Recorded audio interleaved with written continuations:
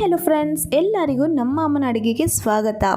ನೀವೇನಾದರೂ first time ನಮ್ಮ ಚಾನಲ್ನ ನೋಡ್ತಾ ಇದ್ದೀರಾ, ನಮ್ಮ ಅಮ್ಮನ ಅಡುಗೆ ಚಾನಲ್ನ ಸಬ್ಸ್ಕ್ರೈಬ್ ಮಾಡ್ಕೊಳ್ಳಿ. ಹಾಗೆಯೇ ಪಕ್ಕದಲ್ಲಿ ಬರುವ ಬೆಲ್ ಐಕನ್ನ ಕ್ಲಿಕ್ ಮಾಡ್ಕೊಳ್ಳಿ.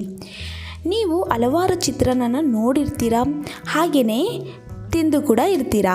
ಬಟ್ ನಾನು ಇವತ್ತು ಮಾಡ್ತಾ ಇರೋದು ಡಿಫ್ರೆಂಟಾಗಿ ಪುದೀನ ಚಿತ್ರಾನ್ನ ಮಾಡೋದು ಹೇಗೆ ಅಂತ ತೋರಿಸ್ಕೊಡ್ತಾ ಇದ್ದೀನಿ. ಬನ್ನಿ ಇವಾಗ ಇಂಗ್ರೀಡಿಯೆಂಟ್ಸ್ ಏನೇನು ಬೇಕು ಅಂತ ನೋಡ್ಕೊಂಬರೋಣ.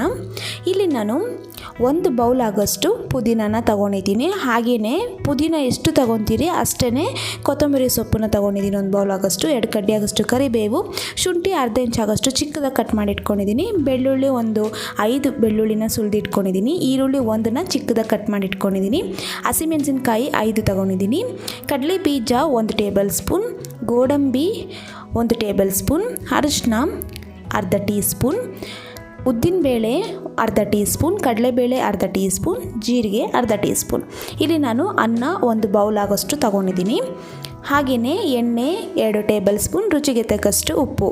ಮಾಡೋದು ಹೇಗೆ ಅಂತ ನೋಡೋಣ. ಮೊದಲು ನಾನೊಂದು ಮಿಕ್ಸಿ ಜಾರ್ ತೊಗೊಂಡಿದ್ದೀನಿ. ಇವಾಗ ಇದಕ್ಕೆ ಬೆಳ್ಳುಳ್ಳಿನ ಹಾಕ್ಕೊತಾ ಇದ್ದೀನಿ. ಹಾಗೆಯೇ ಶುಂಠಿ, ಹಸಿಮೆಣಸಿನ್ಕಾಯಿ, ನಿಮಗೆ ಖಾರ ಯಾವ ಥರ ಬೇಕೋ ಆ ಥರ ನೋಡಿ ಹಾಕೋಬೋದು. ಬಟ್ ಇಲ್ಲಿ ನಾನು ಮೀಡಿಯಮ್ ಆಗಿ ಮಾಡ್ತಾ ಇರೋದು.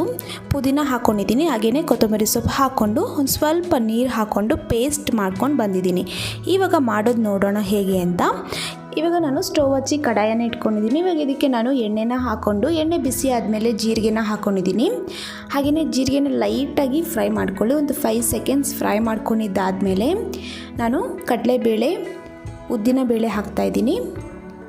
ಇದನ್ನು ಸಹ ಒಂದು 5 ಸೆಕೆಂಡ್ಸ್ ನಾವು ಫ್ರೈ ಮಾಡ್ಕೋಬೇಕಾಗುತ್ತೆ. ಲೈಟಾಗಿ ಫ್ರೈ ಮಾಡಿ ಕಲರ್ ಲೈಟಾಗಿ ಚೇಂಜ್ ಆದಮೇಲೆ ಕಡಲೆ ಬೀಜನ ಹಾಕ್ಕೊಂಡಿದ್ದೀನಿ.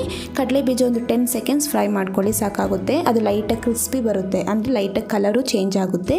ಅಲ್ಲಿವರೆಗೂ ಫ್ರೈ ಮಾಡ್ಕೊಂಡಿದ್ದಾದಮೇಲೆ ನೋಡಿ, ಇವಾಗ ನಾನು ಕರಿಬೇವನ್ನು ಹಾಕ್ತಾಯಿದ್ದೀನಿ. 2 ಕಡ್ಡಿ ಕರಿಬೇವನ್ನು ಹಾಕ್ಕೊಂಡಿದ್ದಾದಮೇಲೆ ಇದನ್ನು ಸಹ ಲೈಟಾಗಿ ಫ್ರೈ ಮಾಡ್ಕೋಬೇಕು.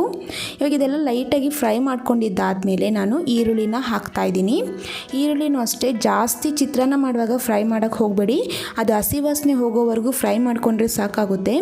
ಇವಾಗ ಇದನ್ನು ನಾನು 1 ನಿಮಿಷ ಇದೇ ಥರನೇ ನಾನು ಫ್ರೈ ಮಾಡ್ಕೊತಾ ಇದ್ದೀನಿ. ಇವಾಗ ನಾನು ಗೋಡಂಬಿನ ಹಾಕ್ಕೊಂಡಿದ್ದೀನಿ. ಗೋಡಂಬಿ ಮೊದಲೇ ಹಾಕೋಕ್ಕೆ ಹೋಗಬೇಡಿ. ಈ ಥರ ಈರುಳ್ಳಿ ಹಾಕಿದ್ಮೇಲೆ ಹಾಕ್ಕೊಳ್ಳಿ, ಯಾಕಂದರೆ ಅದು ಮೊದಲೇ ಹಾಕಿದ್ರೆ ಫುಲ್ಲು ಕಲರ್ ಚೇಂಜ್ ಆಗಿಬಿಡುತ್ತೆ. ಈ ಥರ ಲೈಟಾಗಿ ಫ್ರೈ ಮಾಡ್ಕೋಬೇಕು ಗೋಡಂಬಿ ಸಹ. ಇವಾಗ ಇದೆಲ್ಲ ಫ್ರೈ ಮಾಡ್ಕೊಂಡಿದ್ದಾದಮೇಲೆ ನಾನು ಮೊದಲೇ ಪೇಸ್ಟ್ ಮಾಡಿ ಇಟ್ಕೊಂಡಿದ್ನಲ್ಲ, ಪೇಸ್ಟನ್ನು ಹಾಕ್ಕೊಂಡಿದ್ದೀನಿ. ಇವಾಗ ಇದು ಯಾಕಂದರೆ ನಾವು ಇದರಲ್ಲಿ ಶುಂಠಿ ಬೆಳ್ಳುಳ್ಳಿ ಎಲ್ಲ ಹಾಕಿರೋದ್ರಿಂದ ಹಸಿ ವಾಸನೆ ಹೋಗೋವರೆಗೂ ನಾವು ಚೆನ್ನಾಗಿ ಫ್ರೈ ಮಾಡ್ಕೋಬೇಕಾಗುತ್ತೆ. ನೋಡಿದ್ರಲ್ಲ ಫ್ರೆಂಡ್ಸ್, ಇವಾಗ ಇದೇ ಥರ ನಾನು 2 ನಿಮಿಷ ಫ್ರೈ ಮಾಡ್ಕೊಂಡಿದ್ದಾದಮೇಲೆ ಇವಾಗ ರುಚಿಗೆ ತಕ್ಕ ಉಪ್ಪು ಹಾಗೆಯೇ ಅರಿಶಿನ ಪುಡಿ ಹಾಕ್ಕೊಂಡು ಇದೇ ಥರ ಚೆನ್ನಾಗಿ ಫ್ರೈ ಮಾಡ್ಕೊತಾ ಇದ್ದೀನಿ. ಒಂದು 2 ನಿಮಿಷ ಫ್ರೈ ಮಾಡ್ಕೊಂಡಿದ್ದಾದಮೇಲೆ ಎಣ್ಣೆ ಎಲ್ಲ ಚೆನ್ನಾಗಿ ಈ ಥರ ಬಿಡುತ್ತೆ ನೋಡಿ. ಈ ಟೈಮಲ್ಲಿ ನಾವು ಅನ್ನನ ಹಾಕ್ಕೋಬೇಕಾಗುತ್ತೆ.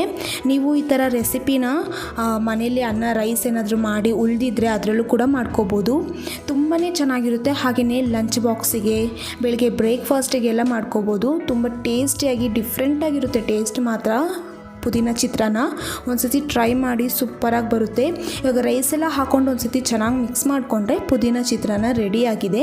ನೋಡಿದ್ರಲ್ಲಿ ಎಷ್ಟು ಈಸಿಯಾಗಿ ಮಾಡ್ಕೋಬೋದು ಅಂತ. ಇವಾಗ ನಾನು ಸರ್ವಿಂಗ್ ಪ್ಲೇಟಲ್ಲಿ ಸರ್ವ್ ಮಾಡ್ತಾಯಿದ್ದೀನಿ.